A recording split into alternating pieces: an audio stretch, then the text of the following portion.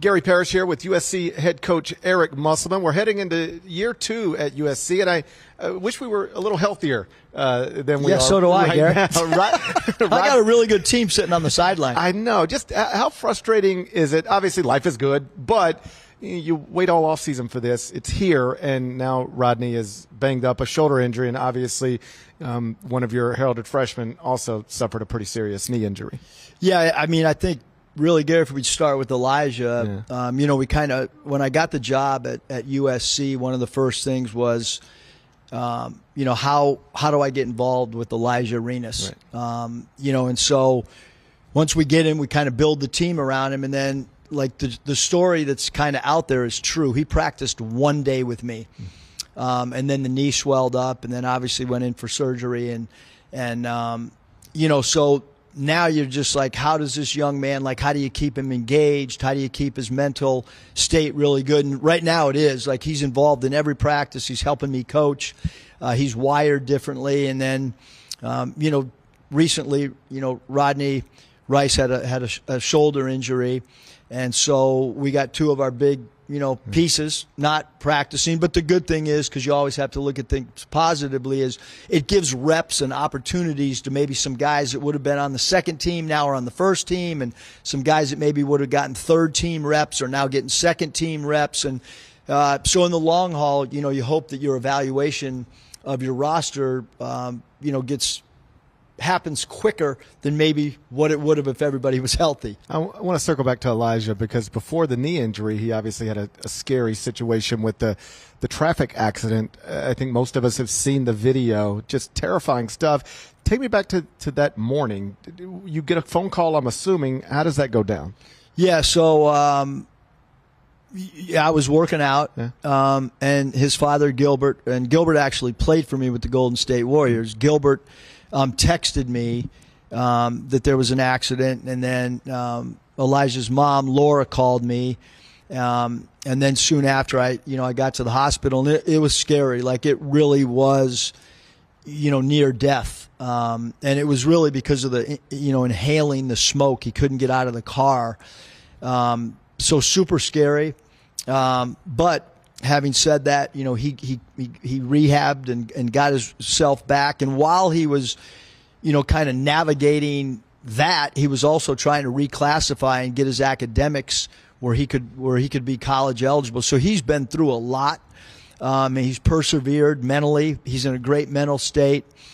He's really ingrained himself in the USC campus community outside of basketball, which is super, super cool to see. And now we just, it's about rehabbing, his knee, and he's attacking that, the way that you would expect a great player to attack it. So the roster is good, just needs to get healthy, and you've built it in a variety of ways. Some of it is player retention, but some of it is also transfer portal, and you're still recruiting high school players as well.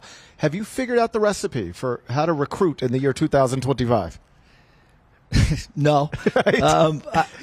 Here's the situation really, Gary, is like we thought we were ahead of everything at Nevada, right, which is why we were ranked in the top 10 for 17 straight weeks one year and made a Sweet 16 there, because the transfers weren't at a high premium. And then nobody was really recruiting sit one, play one. Right. And we did that. We were willing to wait on a player for a full year and only get 1 year of eligibility out of him. So that worked out really well. We thought, like, hey, we have this figured out better than a lot of other people.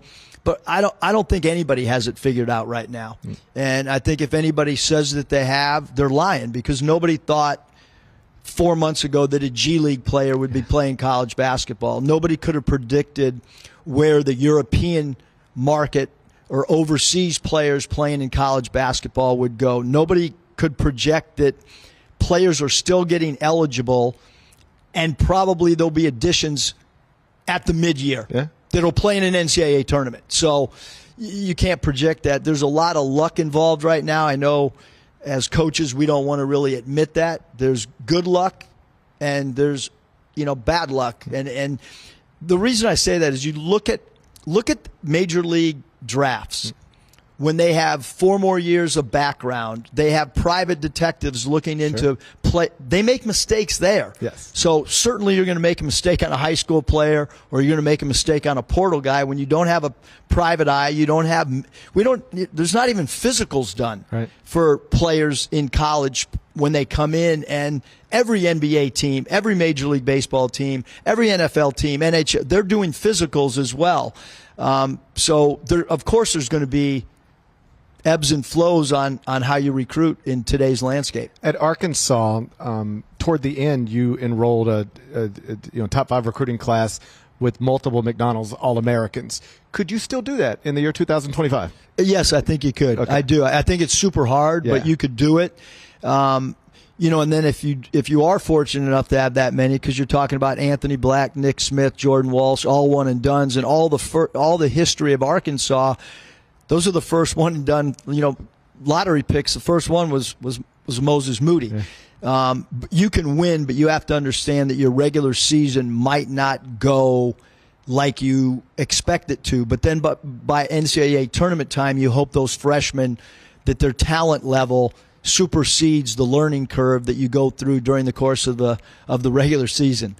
I was reading an interview that you did, I believe recently, and you were talking about the move from Arkansas to USC, and some of it was about timing based on Mariah's age, that you were at a point where she was getting ready to enter high school, and that can be a hard thing to require a child to change schools and, by definition, states in your profession during those formative years. Could you expand on that a little bit? Because I think so often people see you and they see you on the sidelines, and they understand the contracts you guys have, but there's real family stuff that has to be taken into account, and you're not always just making basketball decisions for basketball reasons. No, I think really, Gary, if you just go basketball, the University of Arkansas basketball job is as good a basketball job as anywhere in the country. Yeah. And it's a good job with name, image, and likeness involved as well, because of the prominent boosters that are involved with the Razorbacks. But you're right, there's also family decisions. And, for me, my mom lives in San Diego. Right. My mom, I'm 60, so obviously my mom is getting older. She was no longer really willing to get on a plane and change planes in Dallas and then get to Fayetteville. So my mom wasn't going to come to any games. And then my daughter Mariah, you're right. I had to sit and think, all right, 4 more years. Because Danielle, my wife, had a rule: wherever Mariah starts high school, she's finishing, no matter what happens with your career. And so we had to make a decision as a family, and it was a drastic change. My wife and daughter love Fayetteville; they still do. Danielle just got back from speaking to the women's basketball team at the University of Arkansas, doing media training for them. So it's all good. There's a lot of love there.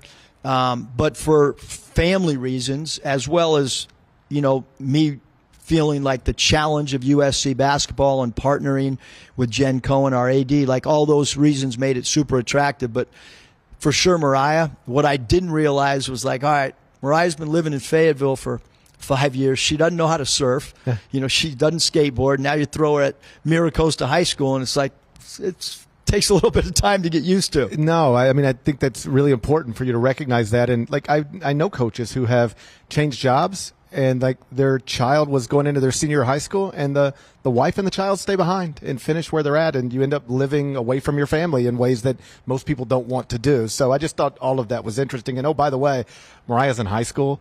I saw the picture, and I was like, what happened to the little girl at Nevada? Yeah. It is wild. Yeah, it's wild, because she was, she doesn't really, she's into dance and her own deal, and it's super cool. She only cares about making the NCAA tournament, because on those tournament runs, somehow she got to kind of get involved with media herself, whether it was, doing the social media for March Madness's Twitter account way back and interviewing all the Final Four coaches. So she just wants to get back in the spotlight some way, shape, or form. And she knows the only way is if her dad's team makes the NCAA tournament.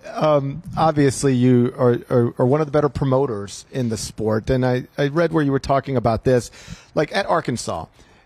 You win there, that's good enough. Everybody will show up. Everybody will pay attention. It's there's no professional sports franchises in the state.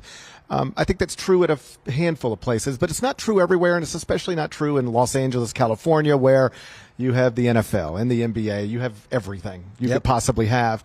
How important is it to just try to stay on people's radar in Los Angeles? Yeah, for sure. I think, too, though, Arkansas, when we got the job, they were averaging about 10,000, and it went up to 20,000. And at Nevada, historically, they've had good crowds, but not sellouts night after night after night. So I do think there's a promotion aspect. Like, we are in the entertainment business. I think sometimes college coaches feel like their job is just to, coach the team, help mentor and prepare young people for the next phase of their life, which certainly those two are super important, but also your attendance, the promoting of your program and the promoting of other programs on campus. I think that's all of our jobs. We're not an NBA team that you're only worried about your own team. Like, I want our football team to win and want to promote that as much as possible. And we want our women's team to win at an elite level so that, we can tell our recruits, look what Juju Watkins has going on. And so all that stuff is super, super important. But back to the question about L.A., it's hard for sure, but it's hard for the Chargers. It's hard for the Clippers. The two organizations that have it figured out right now, are the Lakers and the Dodgers. Like, those two are, forever, they draw, and everybody else is kind of fighting to try to make a stamp in the community. But look, what Pete Carroll did, you win big, they're going to come no matter what. UCLA basketball has done that in the past.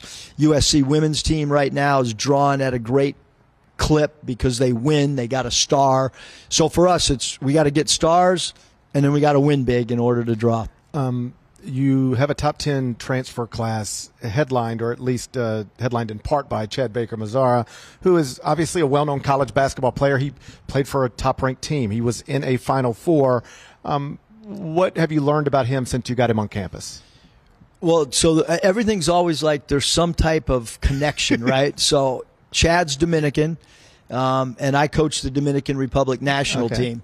And so when he went into the portal, the first thing I did is started calling some of my Dominican former players to find out about him, connections. I didn't want to hear what was going on at Auburn or San Diego State. I kind of wanted to start from the beginning and kind of know about him. And I found out, hey, he wasn't highly, he wasn't like this guy early on that was kind of anointed. He had to grind and fight and go to a lower level Division I school and then get to San Diego State and not really start there. And then, so his career is super interesting to me.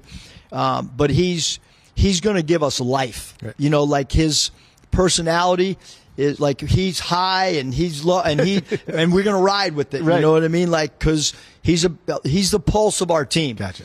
For good and whatever, you know what I mean? But, the winning is super important. What he did, second leading scorer at Auburn on a team that made the Final Four, was ranked all year. Rodney Rice coming from Maryland, being on a ranked team, playing for a really good coach. All those things are super important for us moving forward. Last thing before I get you out of here. Everything is in place at USC, at least on a surface level. It's a natural recruiting base, facilities, big brand. What is the key to doing what you've done at other places here? In other words, at Nevada, you did unprecedented things for that program. Then you went to Arkansas and you did things there that had not been done in a long time. What's the key to getting USC to the level people have for a while thought USC could someday reach? You got to win with talent. You got to win with NBA talent. Somebody's got to take a leap of faith. At Nevada, it was Cody and Caleb Martin. Yeah. They changed the complexion of who we were. At Arkansas, it was a hard recruiting battle with Moses Moody. And it was, as Moses' dad said, Arkansas is not cool right now. And I'll never forget Kareem saying that. And I said, well, let's make it cool. Like, let us get the chance to coach your son and be a one and done, and then we'll be cool again. And Moses changed everything because he had to buy into something that wasn't there. And then we thought we had that with Alijah. We thought, like, all right, this is the same exact blueprint recipe that we used. This is our Moses Moody, Alijah 1 year, so all that stuff, and then he gets hurt. So now we're back to kind of square one. Like, who is going to jump in, whether it's somebody out of the portal when portal season comes, whether it's a high school player, to jump in, buy in, see the vision, and then change the trajectory of who we are. Well, it's always good to see you. I appreciate your time. It's great. Thanks. Appreciate it, Gary. All right.